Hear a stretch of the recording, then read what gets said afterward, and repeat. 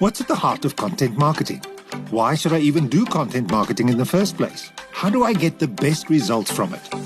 If these are some of the questions you have, don't take our word for it. Let's talk content marketing with industry professionals. Discover its power and confront its challenges so that you can stand out from your competition. Join Ethan and Hendrik Baird from Baird Media and let's talk content marketing. My name is Megan Kronberger and I'm the owner of the Marketing Lifeline. And what does that mean? Yes, we literally are a lifeline to many businesses with regards to their marketing. But why I say that is because our main objective is to help small to medium-sized businesses establish a marketing strategy. We see companies over and over going to market with a logo and website, but they haven't really given, the market message media much thought. So they find they get stuck and frustrated and overwhelmed. The marketing doesn't seem to work. And so we really help them establish a strategy to ensure they get their message right. They identify who their target market is and identify the right media to position themselves on. So how do we do that? I do build strategies for companies. So in some cases, clients will come to me and say, please help me with my marketing strategy. Perhaps they don't have time for it. On the other hand, I also am a mentor or coach, and I guide business owners, mostly startups, but also some established businesses, through a 12-step process and help them identify a marketing strategy for their business. And then from then, they are equipped, or like I prefer to say, empowered to go to market. So to get their website done, to go and start their social media, and all the actions and activities that they start implementing are based with an intention that we've established during the marketing strategy process. So that's essentially what I do in a nutshell. Awesome. Can you give us a bit of an overview of the things you need to keep in mind to develop a good marketing strategy? Great. So that's a great question in terms of what we need to keep in mind to develop a marketing strategy, because I think the main problem most people have is they're not even aware they need a marketing strategy. Most businesses feel they have an idea and now they just need to get that idea to market. But unfortunately, developing a marketing strategy is just as important as establishing your business plan as well as establishing your product, because that's essentially your vehicle to go to market and get to the right people so you can essentially make sales. So most importantly, number one for me is always the market. Is your product even relevant? If it is, who really wants it? That's a key thing for us today on digital. We need to really define our audience, and as some call it, niching. So most importantly, it's to start with the market. So what is the market wanting, and are we going to deliver that? Secondly is your messaging. So you've defined your offering. You've defined now your product or service is relevant and who you want to position this product in front of. But how are you going to position it in front of them? What is it that they need? Because people are not buying into products or services anymore. They're really buying into the benefits or what is in it for them. So very, very importantly is stop focusing on what your product can bring to the market, but rather focusing how your product or service can fit into their lifestyle and help improve their business, their lifestyle, and the benefits to them. So very, very important process as well in the marketing strategy. And then finally, the media. So yes, we need to show up on media, but it's also where do we show up? Just because everyone is positioning themselves across all platforms, it doesn't mean we have to do that. We also have to see what is relevant to our audience. Where is our audience wanting to capture information? And then once we've defined which is the media we want to be in, that then pulls everything together so we can start establishing an implementation plan to then really start driving leads and essentially getting in sales. So that would be the key steps for me in developing and thinking about your marketing strategy for success. And I think the main pain point that came to me was clients would come to me feeling very frustrated and overwhelmed as to what they're doing and what they need to do, or what they're doing isn't working, etc., etc. So I would say, as kind of a more general and maybe not very specific to an individual, but how I've helped most clients in the last 4 to 5 years is clients will come to me saying, my marketing isn't working.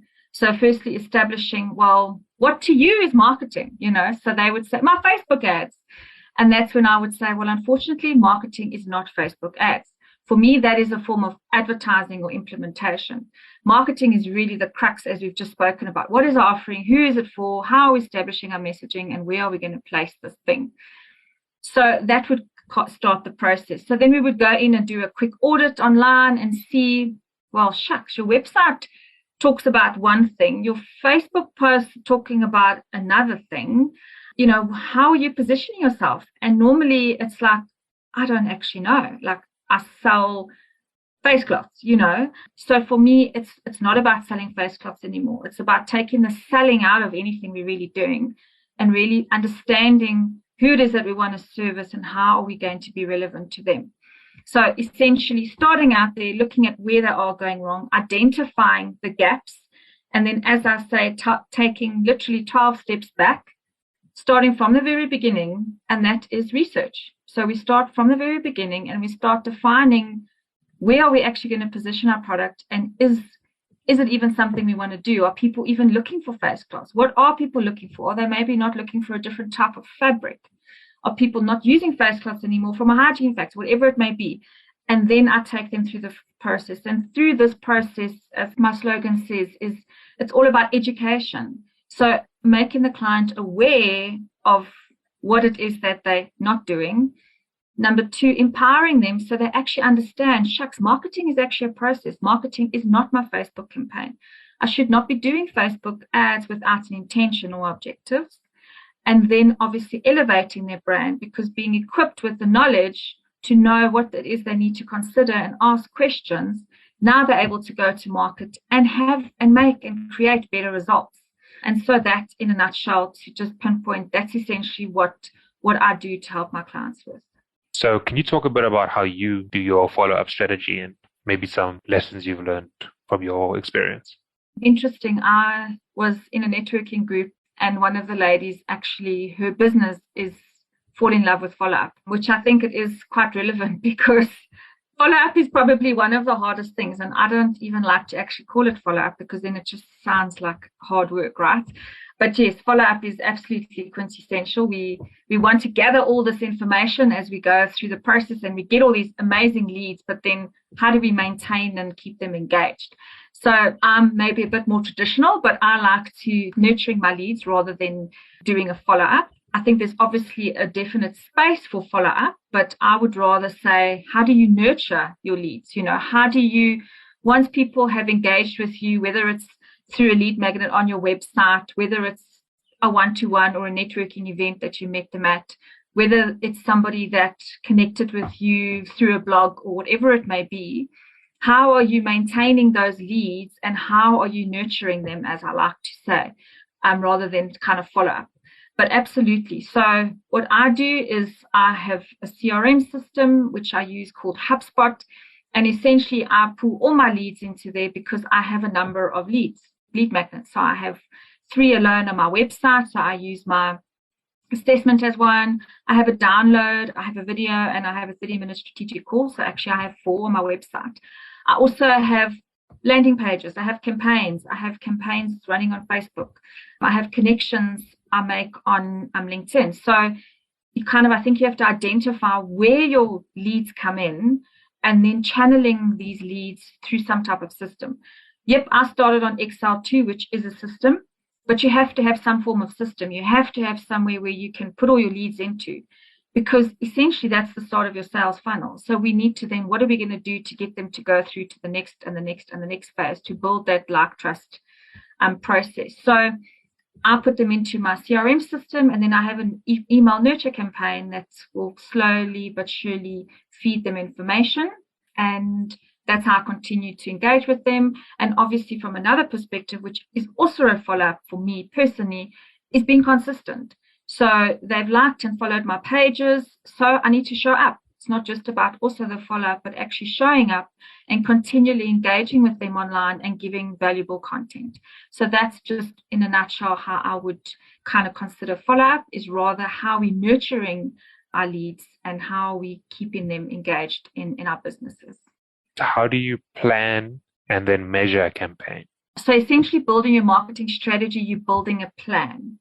Okay, so with that plan, then comes measurement. So A, did we do 10 blogs this month? How many leads did we get? What was the cost per click? What was the cost per lead? But everyone says, yeah, but how do I measure? Well, unfortunately, if you're not planning, you're not going to be able to measure. So just to take a step back. So once you've got your marketing strategy in place, that will set a plan so that you don't have to feel overwhelmed. Because typically what happens, people will get to Facebook on a Monday and go, shucks, it's Marketing Monday today. What am I going to post? I don't know. I better put something out there. Well, that's not how we should be planning our marketing, because then that's exactly why we put out the wrong content. So I kind of plan 3 to 6 month content plans, which most businesses can do once they've got their strategy in place. It becomes quite simple. And rather having that plan, so we can even now amazingly go into a system like Hootsuite and pre-plan, so we can actually put our posts onto the relevant platforms for the next 3 months. And yeah, we can change it as we go, but the reality is that's what we need to be doing. Because with a plan, you are equipped and you are empowered and you know what you need to say. So you can get on doing what you do and let the content run, because that's essentially what our plan allows us to do. So that also alleviates that stress and that frustration and that feeling of being overwhelmed with marketing. So I think that's the key thing is, yes, we need to set time aside in our diaries to do our plan and to put it in place and to spend a day, half a day in a week to write our content for our plan in advance. So yes, once we've set our plan, we're now working hopefully at least a month in advance. We can start analyzing. We can start seeing on Facebook through insights. I mean, there's tools we can use, but there's also stuff at our disposal on LinkedIn, on Google Analytics, that we can go and see which posts have got better traction, which posts got more engagement, which posts got more shares, who's viewing our posts, what are people saying about our stuff. And then that's a very important factor too, because a lot of people feel again overwhelmed and saying, I'm not sure what's working. Well, unfortunately, nobody's going to tell you that.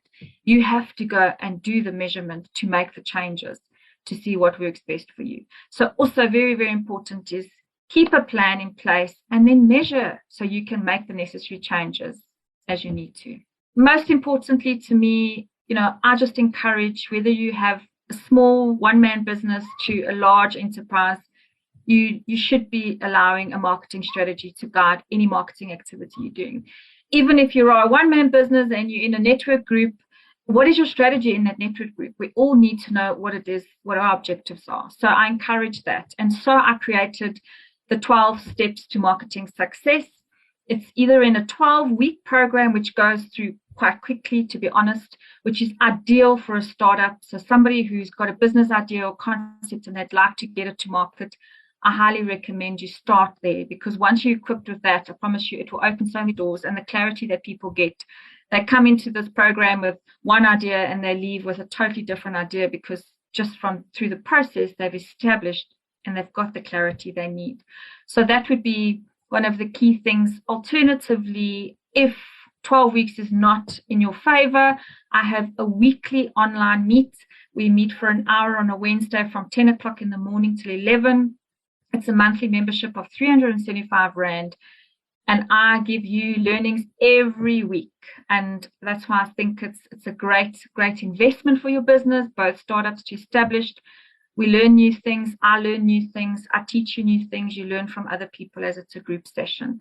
So that's pretty much on the cards to help and empower. That's my main objective. The Marketing Lifeline is literally here to help and empower and educate small to medium-sized businesses about this marketing thing that everyone seems to rather feel overwhelmed with. I'd rather want to break it down into bite-sized pieces and just really help you in your business.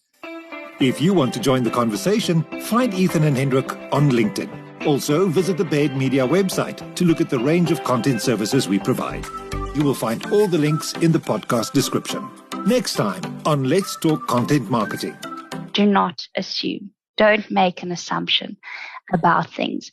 Use data. This has been a Baird Media production.